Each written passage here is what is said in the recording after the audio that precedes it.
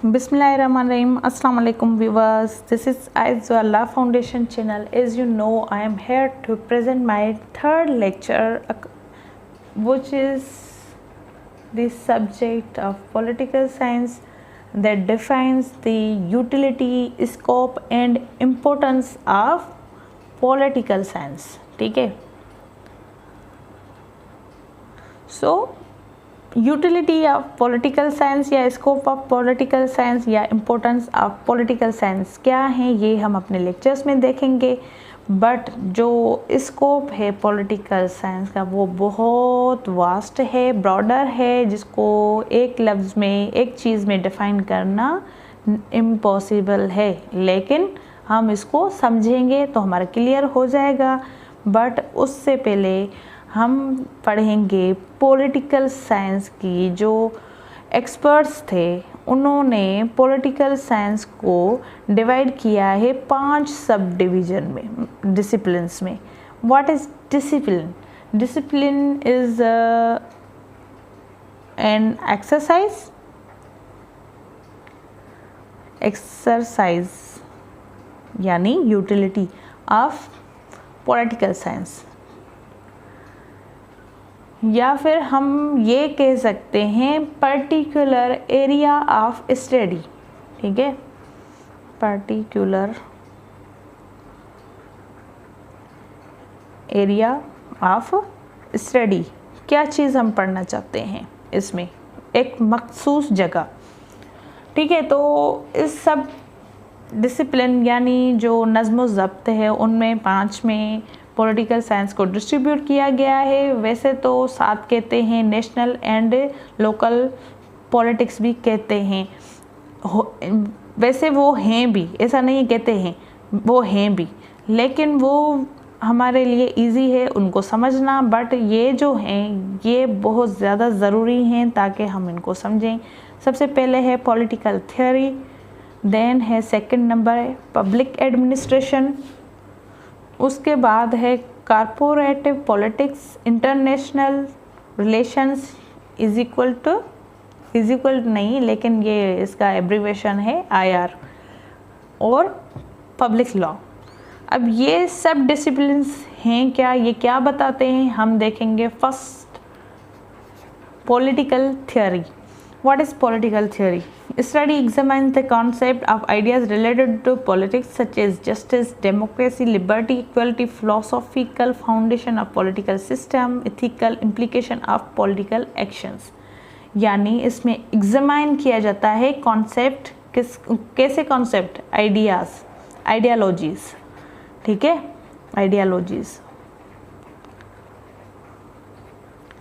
अब आइडियोलॉजीज़ में हम क्या कह सकते हैं, जैसे हमारे फिलोसोफर, राइटर, नेशनल पोइट अल्लामा इकबाल ने आइडियोलॉजी दी कि हिंदू और मुस्लिम 2 अलग कौमें हैं और इनका रहन सहन भी अलग होना चाहिए, ये कभी भी एक नहीं हो सकते। What is this? This is called to be ideology. So वैसे ही यहाँ पे पॉलिटिक्स से रिलेटेड किसकी और आइडियोलॉजीज़ दी जाती हैं, जस्टिस की, क्योंकि यहाँ पे कॉन्सेप्ट है ना, कॉन्सेप्ट ऑफ आइडियाज़। जस्टिस क्या है, आइडिया है, कैसा जस्टिस होना चाहिए, उसमें क्या क्या चीज़ें इम्प्लीकेशन होनी चाहिए। ठीक है, वैसे ही डेमोक्रेसी क्या है, इसके रूल्स क्या होने चाहिए, इसमें क्या क्या चीज़ें होंगी, कौन शेयर करेगा, कौन नहीं करेगा, किसके पास पावर होगी, ये चीज़ें। वैसे ही लिबर्टी किसको दी जाएगी, कौन इसका हकदार है, किस तरीके से इसको इम्प्लीकेशन की जाएगी। वैसे ही इक्वलिटी एंड फिलोसॉफिकल फाउंडेशंस, ठीक है, ऑफ पॉलिटिकल सिस्टम। ठीक है, ये चीज़ें देखी जाती हैं पॉलिटिकल थ्योरी में। सो ये था इसका फर्स्ट सब डिसिप्लिन 5 में से। ठीक है, नाउ और उसमें ये भी है कि इथिकल इम्प्लीकेशन क्या है पॉलिटिकल एक्शंस की, ये भी चीज़ें पॉलिटिकल थियरीज़ में देखी जाती हैं। अगर कि ये चीज़ें हमने इम्प्लीकेशन कर दी तो इसका पॉलिटिकल एक्शन क्या होगा और इसके रिजल्ट्स क्या आएंगे, ये पॉलिटिकल थ्योरी में देखा जाता है। Now public administration. Public administration क्या है? पॉलिटिकल साइंस के अकॉर्डिंग पॉलिटिक्स में इसका क्या किरदार है? इसमें हम पढ़ते हैं गवर्नमेंट पॉलिसीज़ जो कि मैनेजमेंट होती हैं पब्लिक प्रोग्राम्स के लिए, यानी उनको बनाया जाता है। इसमें गवर्नमेंट जो पॉलिसीज़ बनाएगी, ठीक है, पॉलिसीज़ तो बना दी गई कि ये आवाम के लिए पॉलिसीज़ हैं गवर्नमेंट की तरफ से, उनको मैनेजमेंट कैसे की जाएगी पब्लिक प्रोग्राम्स को हासिल करने के लिए, जो उनका मेन मकसद है उनको कैसे अचीव किया जाए, ये देखा जाएगा। और दूसरा इसकी जो पॉइंट है वो है कोऑर्डिनेट है public resource to achieve governmental objects effectively and efficiently, यानी पब्लिक रिसोर्सेज जो हैं उनसे हासिल किए जा सकते हैं गवर्नमेंट के ऑब्जेक्ट्स जो कि इफ़ेक्टिवली हैं, एफिशिएंटली हैं, यानी जो ये पब्लिक प्रोग्राम बने और वो किस चीज़ से बने? पब्लिक रिसोर्सेज से बने। जैसे टैक्स है, इससे क्या होगा, क्या क्या काम हो सकता है टैक्सेस से, ठीक है। उससे गवर्नमेंट अपने ऑब्जेक्ट्स अपने लिए नहीं, उस स्टेट के लिए जिसमें वो कंट्री में वो गवर्नमेंट कंसिस्ट करती है, उसके लिए ये क्या क्या ऑब्जेक्ट्स बना सकती है और क्या क्या हासिल कर सकती है, और वो कितने असरायत हो सकते हैं, कितना फ़ायदा दे सकते हैं पब्लिक को, ठीक है। यहाँ पे पब्लिक एडमिनिस्ट्रेशन है ना, तो इसमें पब्लिक की ही बात की जाएगी और उनके प्रोग्राम्स वगैरह में उनका ही सारा मिसाल दिया है। अब ये टैक्स कहाँ पे यूटिलाइज होगा, कौन कौन इसको खर्च करेगा, इनसे क्या क्या चीज़ें बनेगी, कौन कौन सी सहूलतें पब्लिक रिसोर्सेज को यूज़ करके पब्लिक को सहूलतें फराहम की जाएंगी। इसमें एडमिनिस्ट्रेशन, पब्लिक एडमिनिस्ट्रेशन में मैनेजमेंट भी वो देखी जाएगी कि कितना काम हुआ है, कितना नहीं। जैसे कहीं पे अस्पताल बना, हॉस्पिटल बना तो अब पहले तो इसका ये मैनेजमेंट देखेंगे कि हॉस्पिटल बन भी रहा है या जस्ट वो जो है ना कागज़ों में शो हुआ है। वो हॉस्पिटल बनेगा, पूरी उसकी कंस्ट्रक्शन होगी, फिर इसमें पूरा निज़ाम बिठाया जाएगा ताकि लोग इसमें आके अपना इलाज करवा सकें, उनको सेहत की अच्छी सहूलियात मिलें, उसमें अमला बिठाया जाएगा, सारा कुछ, क्योंकि ये पब्लिक रिसोर्सेज को यूज़ करते हुए बनाया गया है और ये पब्लिक प्रोग्राम के लिए पब्लिक को फैसिलिटी देने के लिए है। और ये इंश्योर कराएगा गवर्नमेंट के फंक्शंस जो कि कैरीड आउट हैं इस तरीके से जैसे कि वो सर्व कर रहे हैं और प्रोटेक्ट कर रहे हैं पब्लिक इंटरेस्ट को, यानी जो ये यकीन दिलाया जाएगा गवर्नमेंट की तरफ से जो गवर्नमेंट के इक़दामात हैं वो इसी तरह से जा रहे हैं कि वो आवाम के फ़ायदे में हैं और आवाम की खिदमत कर रहे हैं, आवाम को हर तरीके से महफूज बना रहे हैं, ठीक है। ये है public administration. Comparative politics. Comparative politics क्या होती है? कंपैरेटिव का मतलब ही ये है कंपेयर करना, ठीक है। कंपैरेटिव पॉलिटिक्स ये क्या होती है? It involves the study comparison of political system, institutions and practices across different countries. इसमें ये इन्वॉल्व होता है, यानी इसमें ये देखा जाता है पॉलिटिकल सिस्टम क्या है, ठीक है, और उसके बाद इंस्टीट्यूशंस और प्रैक्टिसेस डिफरेंट कंट्रीज़ में, यानी जो पाकिस्तान है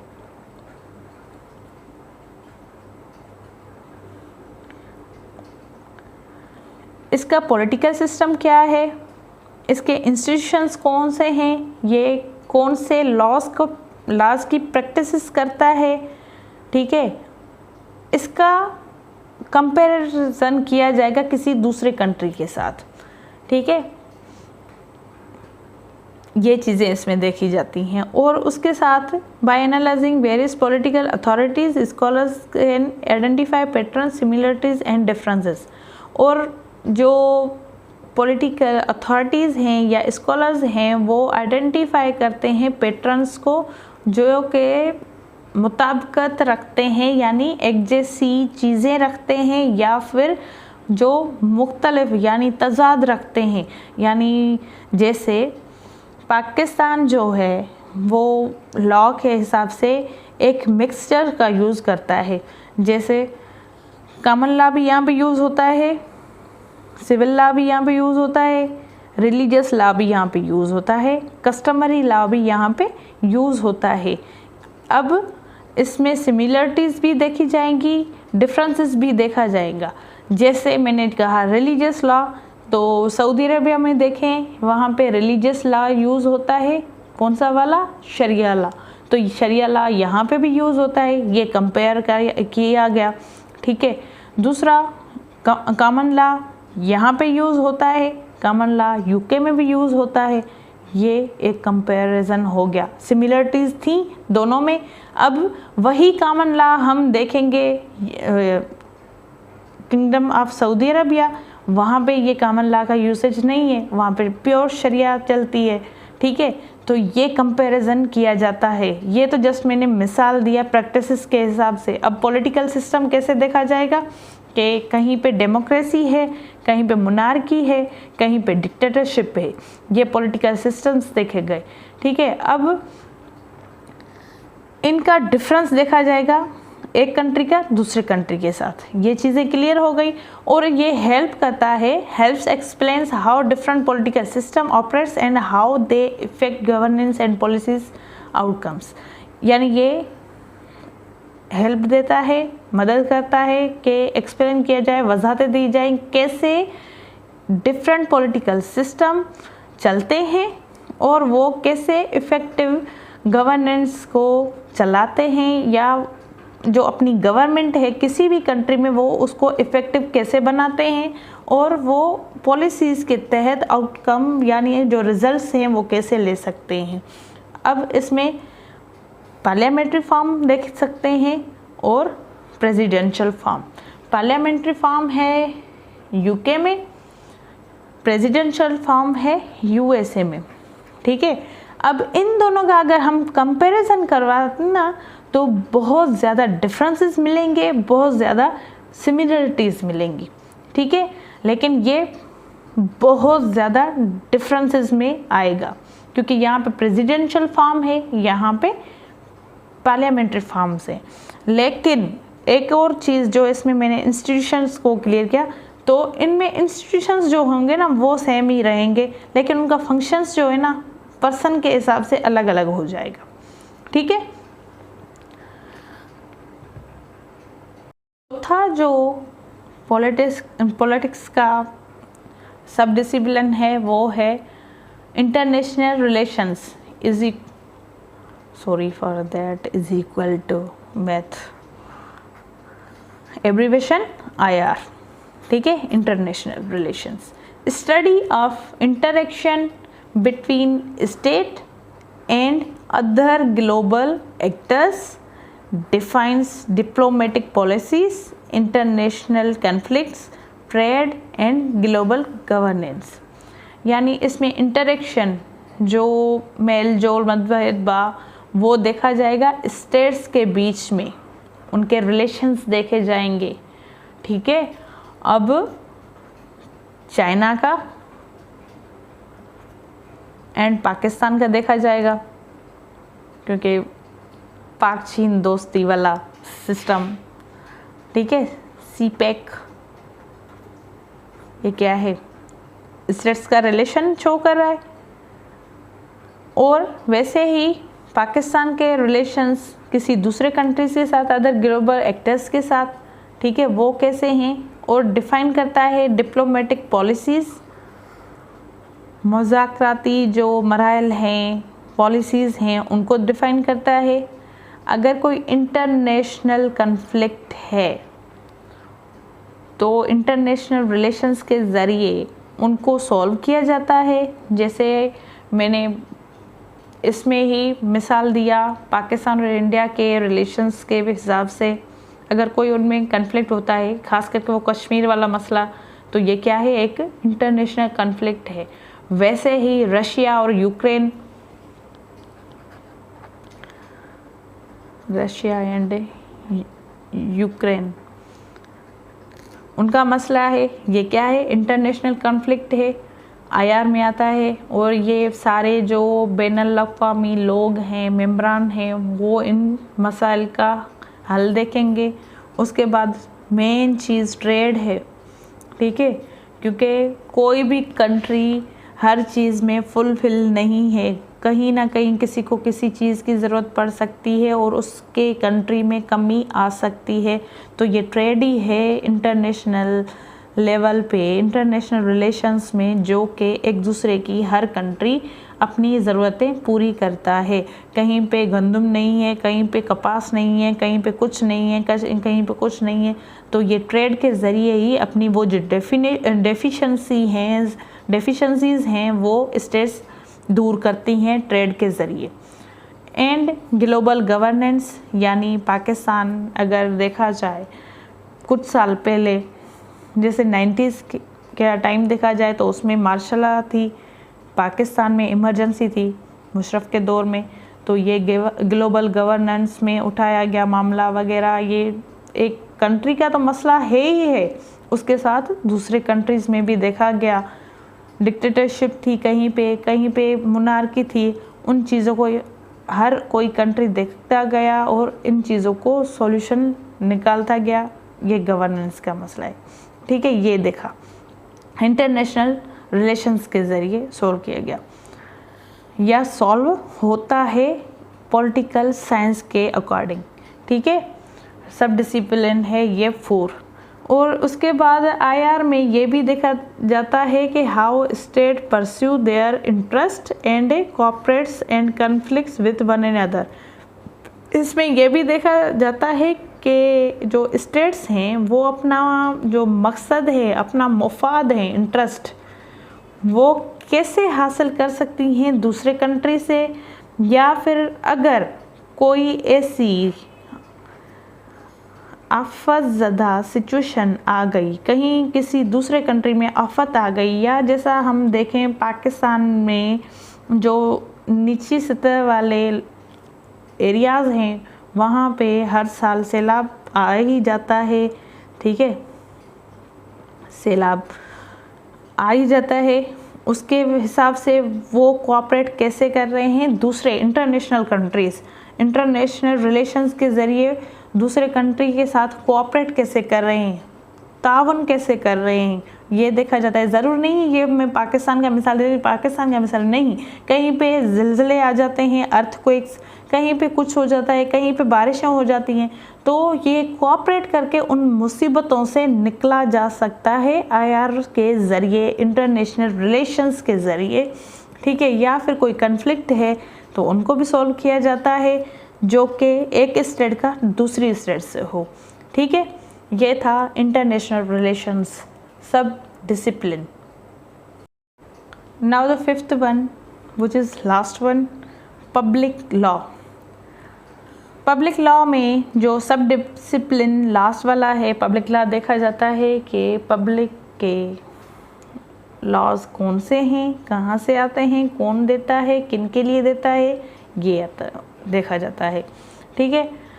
state relations between individuals encompasses constitutional, administrative और क्रिमिनल लॉ, ठीक है। स्टेट का रिलेशन अपने सिटीजन्स के साथ जो कि दिया गया है, राइट्स उनके या उनके जो मसाइल वगैरह हो सकते हैं वो सॉल्व किए जा सकते हैं कॉन्स्टिट्यूशनल लॉ के ज़रिए, एडमिनिस्ट्रेटिव लॉ के ज़रिए या फिर क्रिमिनल लॉ के ज़रिए। यानी उनको प्रोटेक्ट भी किया जा सकता है, उनके इंटरेस्ट का जो उनका हक बनता है वो दिया जा सकता है। अब जैसे राइट टू लाइफ है वो कहाँ पे लिखा गया है, कॉन्स्टिट्यूशनल लॉ में, ठीक है। वैसे एडमिनिस्ट्रेशन लॉ जो है, एडमिनिस्ट्रेटिव लॉ, उसमें ये है कि हर सिटीज़न का जो एक पर्टिकुलर एरिया है उसमें वो प्रॉपर्टी रख सकता है, उसमें ये सहूलतें उसको मिल सकती हैं, ये देखा जा सकता है। अगर आपकी लाइफ को छीना जाएगा तो ये क्रिमिनल लॉ में देखा जाएगा और उसकी पनिशमेंट उस बंदे को क्या होगी वो भी पब्लिक लॉ में आ जाता है। और इसमें जो मेन चीज़ है वो डिफ़ाइन करती है लीगल फ्रेमवर्क, जो कि एडमिनिस्ट्रेटिव बॉडी जो है ऑपरेट करती है, जिस को ऑपरेट करने का मकसद ही ये होता है प्रोटेक्ट करे सिटीजन्स के राइट्स। ठीक है, ये थे 5 सब डिसिप्लिन्स ऑफ पॉलिटिकल साइंस। और उसके साथ जो मैंने आपको कहा था नेशनल पॉलिटिक्स भी है,